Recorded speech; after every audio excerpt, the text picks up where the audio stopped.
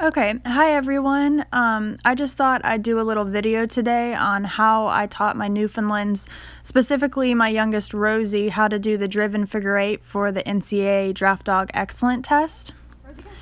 So here's the first step that I did to start teaching my dog how to work with me behind. This is my youngest 5-year-old girl, Rosie, and she's my second DDX dog.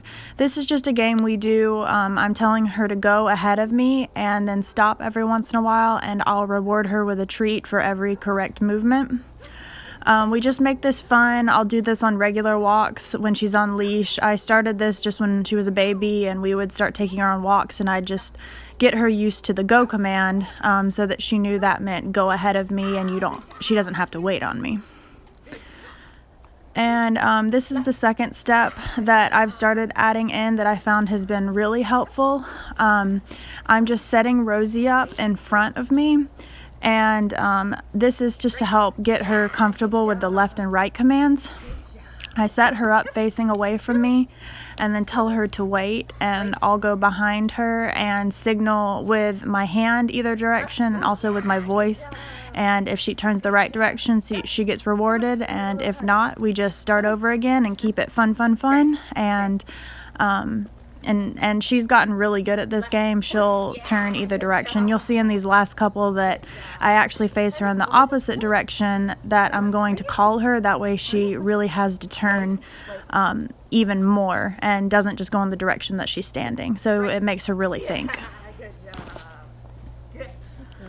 Okay, and this is actually a step that I kind of skipped when I was teaching DDX, but that's only because my dogs were already pretty desensitized to the cart because of regular draft, as most DDX dogs should be.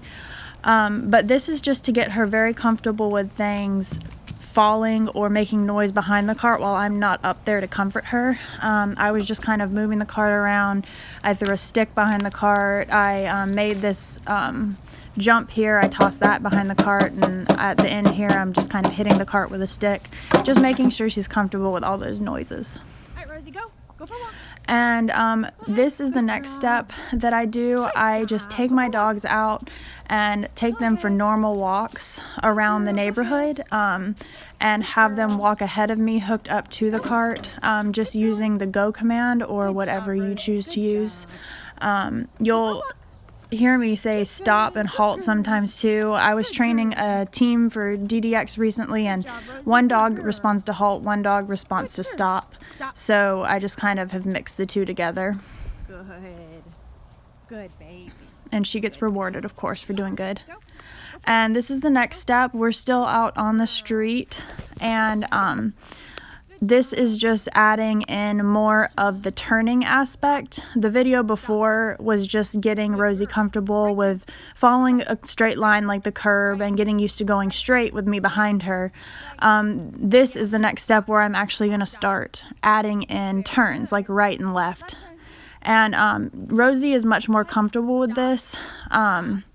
But when I was teaching at the beginning, after every correct step the right way, I would stop and walk up and reward her with a treat, or for your dog, whatever that may be, a toy or just voice praise, whatever that is. Rosie likes a mix of food reward and happy voice command or voice reward.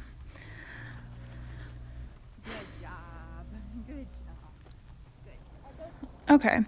And this is the next step that I will start carrying around random objects here. I just have a Clorox bottle, and then the other object is a cover that we use to cover the hose outside so it doesn't freeze in the cold weather. And I'll set them up on random parts of our walks around the neighborhood, and just have Rosie do random figure eights around them. At the beginning, the figure eights do not need to be perfect. The turns don't need to be super tight.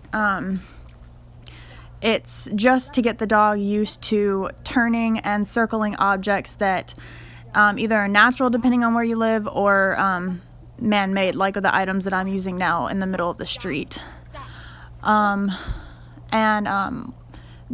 I stick with this step for a while until it's obvious that my dog is very comfortable with circling objects because here they're used to having that curb as a guide. And you'll also see me at the end here having her back up sometimes, and that's just practice, so she'll do that in case we ever get in tight situations.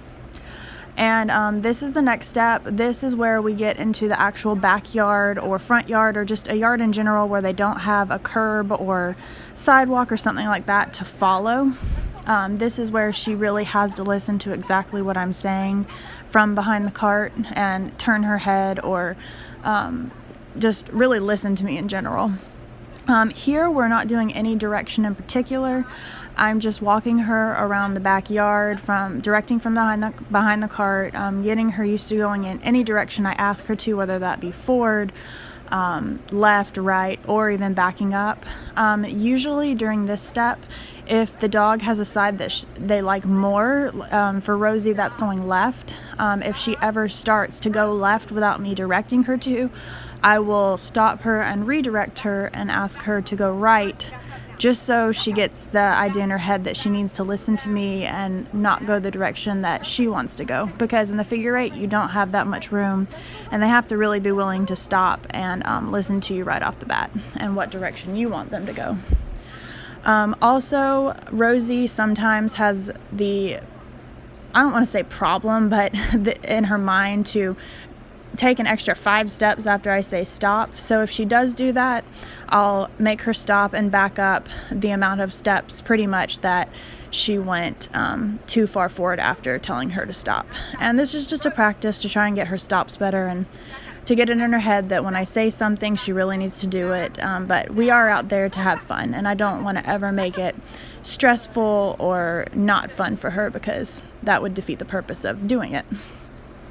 And this is the very final step of training for the figure eight. This is just doing a figure eight through natural barriers in my backyard, which are, in this case, are 2 pine trees. They are pretty close together. During tests, the figure eight is probably going to be definitely wider apart. But my goal here was to just get Rosie to stay close to the trees and in an area where I knew she wouldn't be going out of the lines during a test. Like on that turn a second ago, she got a little bit too close to the tree, so I just asked her to step left and get off the tree and then come back around to the right and go through. And this is good practice. If your dog does do something that you don't want them to do, don't just stop. Use it as a learning experience. Have them back up, have them step off the barrier or the obstacle that they're about to hit. Anything that could occur in an actual testing situation, it's always good to practice and use that as a learning experience, and make it fun for your dog. Always make it fun for your dog, so that they don't shut down in a testing environment and just not find it fun anymore.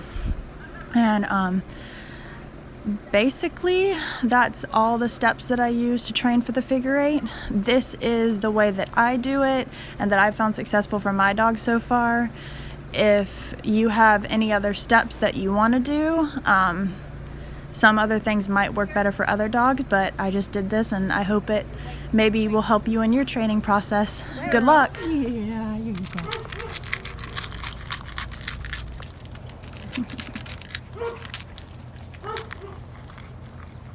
Oh, get it. Was that good? That good? Yeah.